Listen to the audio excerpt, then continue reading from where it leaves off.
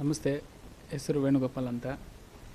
ಇವತ್ತು ನಮ್ಮ ಮನೆಗೆ ಚಿಕ್ಕಬಳ್ಳಾಪುರ ಜಿಲ್ಲೆ ಅಂಬೇಡ್ಕರ್ ಚಾಲಕರ ಸಂಘದಿಂದ ಬಂದಿದ್ದಾರೆ. ತುಂಬ ಖುಷಿಯಾಯಿತು ಅವ್ರು ಬಂದಿದ್ದು ನೋಡಿ.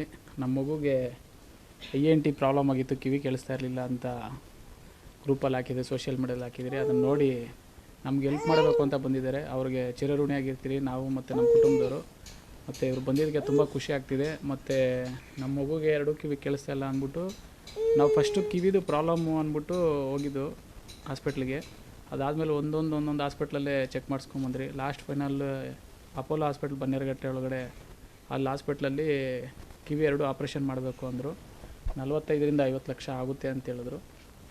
ಕಿವಿ ಒಳಗಡೆ ಏನೋ ಆಪ್ರೇಷನ್ ಮಾಡಿ ಮಿಷಿನ್ ಹಾಕ್ತಾರೆ ಮತ್ತು ಮೇಲೆಗಡೆನೂ ಮಿಷಿನ್ ಕೊಡ್ತಾರೆ ಅಂತ ಹೇಳಿದ್ರು. ಅದಕ್ಕೋಸ್ಕರ ನಮ್ಮ ಹತ್ರ ಇದ್ದಿದ್ದು ದುಡ್ಡು ಒಂದು ಸ್ವಲ್ಪ ಎಲ್ಲ ಅಡ್ಜಸ್ಟ್ ಮಾಡಿ ಒಂದು 15 ಲಕ್ಷವರೆಗೂ ಅಡ್ಜಸ್ಟ್ ಮಾಡಿದ್ರಿ. ಇವತ್ತು ಸೋಷಿಯಲ್ ಮೀಡಿಯಾಗೆ ಹಾಕಿದ್ದಕ್ಕೆ ಎಷ್ಟೋ ಜನ ನಮ್ಮ ಮಗುಗೋಸ್ಕರ ಒಂದು 9 ಲಕ್ಷ ರೂಪಾಯಿವರೆಗೂ 6 ಲಕ್ಷ ರೂಪಾಯಿವರೆಗೂ ಕ್ಯಾಶ್ ಕಲೆಕ್ಷನ್ ಆಗಿದೆ.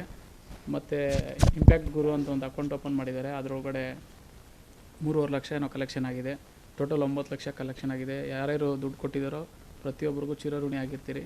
ಮತ್ತು ಇವತ್ತು ನಮ್ಮ ಮನೆ ಗಂಟೆ ಹುಡ್ಕೊಂಬಂದಿರೋದಕ್ಕೆ ಇವತ್ತು ಏನು ಅಂಬೇಡ್ಕರ್ ಚಾಲಕರ ಸಂಘದವ್ರಿಗೂ ಥ್ಯಾಂಕ್ಸ್ ಹೇಳೋಕ್ಕೆ ಇಷ್ಟಪಡ್ತೀನಿ.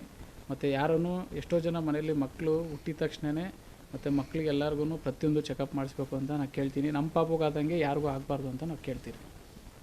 Thank you.